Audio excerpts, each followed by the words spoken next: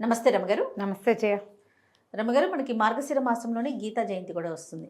గీత గురించి, భగవద్గీత గురించి మనం ఎంత చెప్పుకున్నా తక్కువే. ప్రతి ఇంట్లో ఉండాల్సిన గ్రంథం భగవద్గీత కదండి. అంటే ఆవిర్భవించిన రోజు ఎలా జరిగింది రమగారు? గీతా జయంతి మార్గశిర శుద్ధ ఏకాదశి, మోక్షద ఏకాదశి అంటారు. మోక్షాన్నిచ్చే ఏకాదశి ఇది. ఈ రోజునే మహాభారత యుద్ధం ప్రారంభమైంది. ప్రారంభమైన రోజునే ఇరుపక్షాలు మోహరించినాక అటువాళ్ళు అటు ఇటువాళ్ళు ఇటు మొత్తం యుద్ధానికి రెడీగా ఉండి శంఖాలు అవి ఊదుకుని రెడీ అనుకునేసరికి అర్జునుడికి ఏమనిపించింది, వీళ్ళంతా అటు చూస్తూ ఉంటే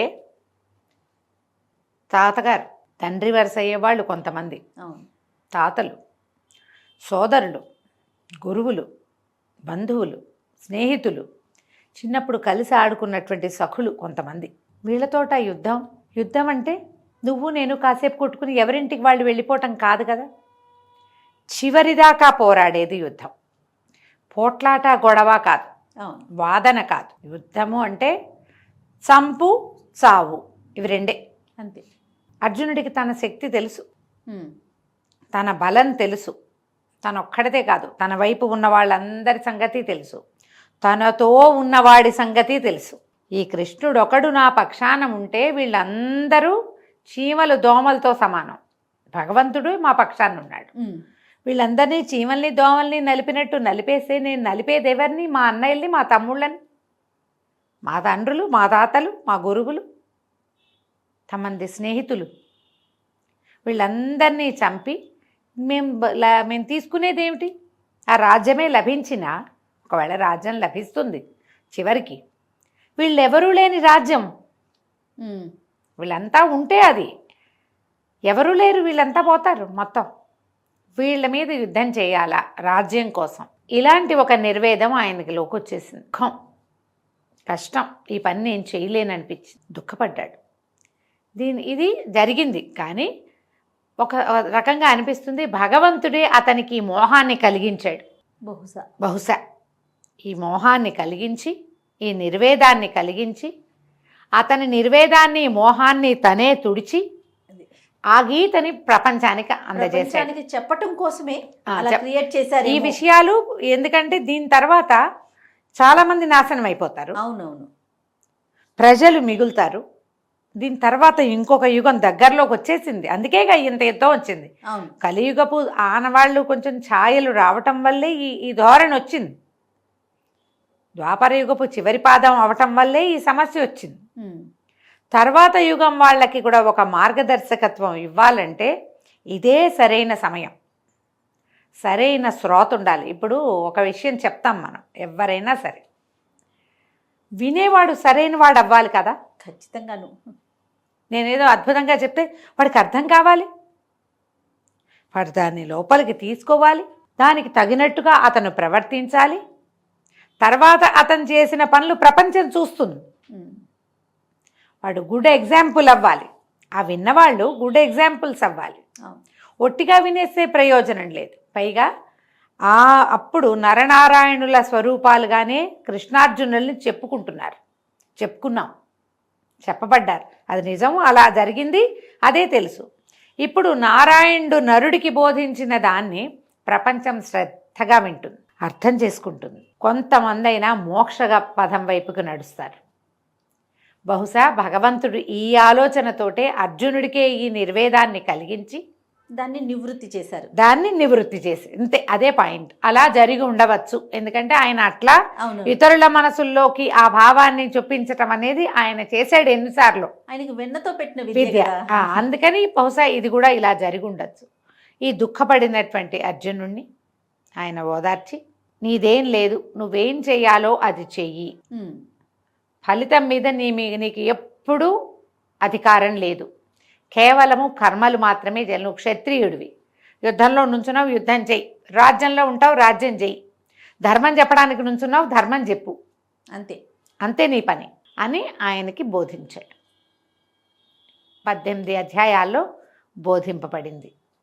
18 అధ్యాయాలు నోటికొచ్చిన బంగారు తల్లులు వాళ్ళు చాలామందే ఉన్నారు.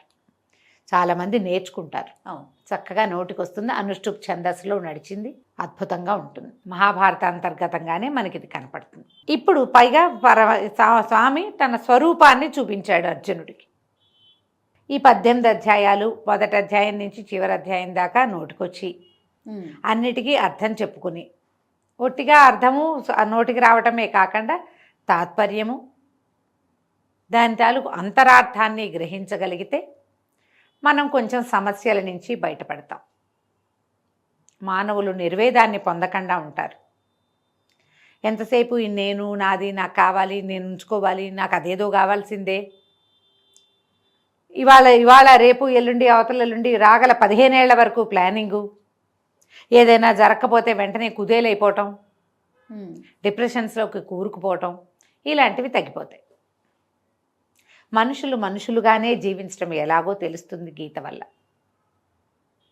ఈ శరీరం మీద వ్యామోహం, సంతానం మీద అతి వ్యామోహం, సంపాదనల మీద యావా, ఇవన్నీ కూడా తగ్గుతాయి. చేయవలసిన పని చేయాలి, చేయకూడదు ఎప్పటికీ చేయకూడదు, ఆ విషయం అర్థమవుతుంది. ఇది భగవద్గీతలో చెప్పబడింది. కుదిరితే మొత్తం చదువుకోవటం, లేదా ప్రత్యేకంగా కొన్ని శ్లోకాలైనా చదువుకోవటం. ప్రతి ఇంట్లోనూ ఉండవలసిన పుస్తకంగానే భగవద్గీత చెప్తాం. ఉంటే ఏం ప్రయోజనమమ్మా? ఇంట్లో ఉంటే ప్రయోజనమా? ఇంట్లో ఉంటే ఏంది, ఫోటో కనపడుతుంది, ఓసారి దండం పెట్టి అంతే, అయిపోయింది. ఈ రోజున కోస పూజ చేయాలంటే ఆ పుస్తకాన్ని పట్టుకొని దేవతా మందిరం ఎక్కడుందో అక్కడ పెట్టి పసుపు బొట్టు పెట్టి కసిన పువ్వులేసి హారతిచ్చి అయిపోయిందా? కాదు కదా. పుస్తకంలో ఉన్నటువంటి గీతని మస్తకంలో పెట్టుకోవాలి, నోట్లో ఉండాలి భగవద్గీత, బుద్ధిలో ఉండాలి కదా. అవునండి. దానికి ప్రయత్నం చేయండి. గీతా జయంతి నాడు పుస్తకం ఉంటే చక్కగా పూజ చేసుకోండి. మాకు పూజా మందిరం పైనే నేను ఆ పుస్తకం ఉంటుంది. మామూలుగా ఓపెన్ చేసి చదివే పుస్తకాలు వేరుండి, ఎవరిదో మళ్ళీ కొంటే ఒక పుస్తకం చక్కగా ఉంది కదా, అర్జునుడు అదే మన పార్థసారథిగా కనపడతాడు కదా, జయమూర్తి పార్థసారథిగా కావాలి, నాకు అట్లా కావాలి. రోజు ఆ పుస్తకం ఒక చెవుల్లో పెట్టుకుని ఒక మాట ఆయన్ని చూసి మళ్ళీ పైన పెడుతుంటాను నేను. మందిరం మీదే ఉంది బుక్. ఈ మన ఇస్కాన్ వాళ్ళు వేసిన పుస్తకాలు బాగుంటాయి, అవును, గట్టిగా ఉంది. ఆ బుక్ పెట్టుకున్నా పూజ చేసుకోండి. ఈ రోజున ఒకసారి తెరిచి చదవండి. మా స్నేహితులు ఒకరు ఫారిన్ కంట్రీలో ఎక్కడ ఉన్నారు, డాక్టర్ వారు, పెద్దవారు, బాగా స్నేహితులు అని చెప్తున్నా కానీ 70 ఏళ్ళు ఉంటాయి. అయితే ఆయన చాలా టఫ్ టైంలో, చాలా విసుగ్గా ఉంది, ఇప్పుడు ఏం చేయాలో తోచట్లేదు, అలాంటప్పుట ఓపెన్ చేసి ఏ పేజీ ఓపెన్ అయితే ఆ పేజీ నుంచి పేజీ అంతా చదువుకుంటారు. ఆయన చెప్పారు, ఎప్పుడు ఏదో ఒక సొల్యూషన్ నాకు లభిస్తుందమ్మా. సొల్యూషన్ అంటే అదేమిటో చేసేయమని కాదు, ఏమీ చెయ్యొద్దని కూడా వస్తుంది ఒక్కోసారి. నోరు మూసు కూర్చో, మాట్లాడకుండా నీ పని మాత్రం నువ్వు చేయి, ఆలోచించద్దు, అలా వచ్చింది. అప్పుడు నేను నా పని చేశా, మంచి జరిగింది. ఏ జరగాలో అది జరిగింది, అంతే. ఏ జరిగినా ఇంకంతే, భగవదేచ్ఛ. అది అద్భుతమైన విషయం రమ్మగారు కదా, భగవదేచ్ఛ అంతే. నేను అలా రిలే అయ్యి అలా నమ్మి అలాగే చేస్తాను. నేను తరచుగా ప్రతిరోజు నేను ఆ పుస్తకం తీయటం, ఆయనకి 18 అధ్యాయాలు నోటుకొచ్చుట, ప్రతి అధ్యాయము విడివిడిగా కూడా ఈ అధ్యాయం చెప్పండి అంటే చెప్పగలరు, అంత నోటుకొచ్చు. కానీ విపత్కర పరిస్థితుల్లో నేనేం చేయాలో నాకు తోచనప్పుడు, లేదా నేను ఎవరికైనా సలహా చెప్పాల్సినప్పుడు కూడా నేను ఒక్కసారి భగవద్గీతను తిరగేస్తే ఆ పేజీలో ఏం శ్లోకాలు ఉన్నాయో అందులోంచి నాకు ఒక సమాధానం లభిస్తుంది. అంటే ఎంత నమ్మిక కదా, ఎంత గట్టిగా నమ్మాలి, దాన్ని నమ్మాలి కదా. 100% మనం చేయవలసింది అది. మనకి భగవద్గీత ఆధ్యాత్మిక గ్రంథాల్లో అగ్రగణ్యమైంది.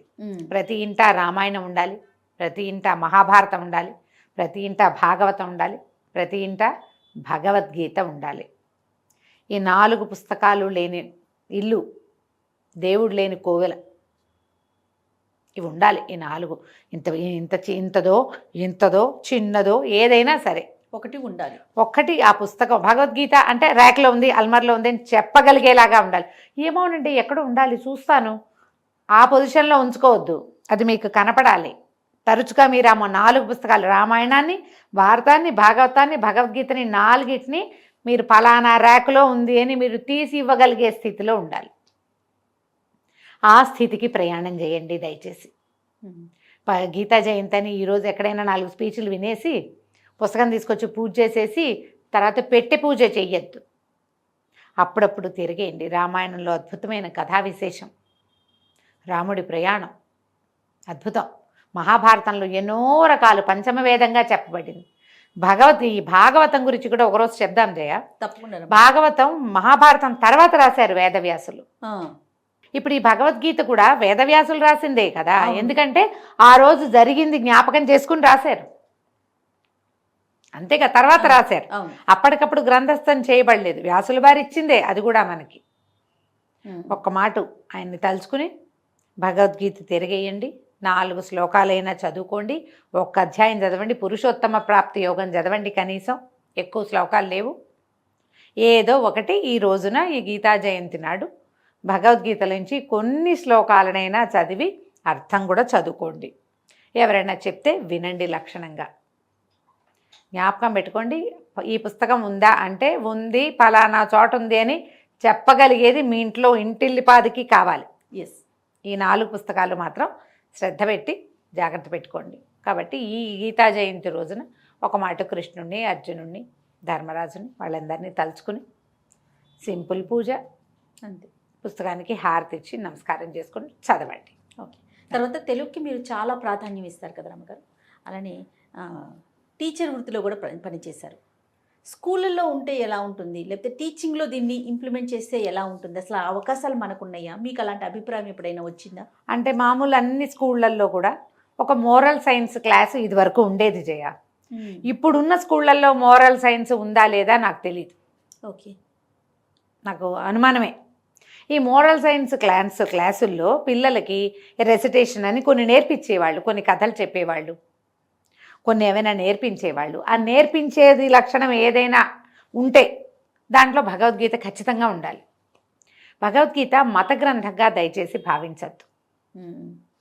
ఎవరికైనా పర్సనాలిటీ డెవలప్మెంట్ అనేది కావాల్సిందే.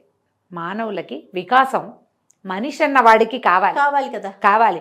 వీళ్ళే మనుషులు, వాళ్ళు మనుషులు కాదు లేదు కదా. అవును, అందరికీ 2 కాళ్ళు చేతులు ఉన్న జంతువులన్నీ మనుషులే. మనిషై పుట్టిన ప్రతి వాడికి భగవద్గీత ఉపయోగపడుతుంది, ప్రతి వాడికి భగవద్గీత అవసరమే. ఇందులో దైవాన్ని బోధించినది పార్ట్ తక్కువ ఉన్నది. దైవాన్ని నేనే భగవంతుడిని కృష్ణుడు చెప్పాడు, ప్రత్యేకంగా చెప్పిన పార్ట్లు ఉన్నాయి. మనుషులకి ఉపయోగపడే విషయాలు చాలా ఉన్నాయి. దీన్ని మీరు మత గ్రంథంగా భావిస్తే ఎట్లా కదా, అలా భావించద్దు. అక్షరాల మత గ్రంథమే, కానీ మత గ్రంథంగా భావించిన అవసరం కూడా లేదు.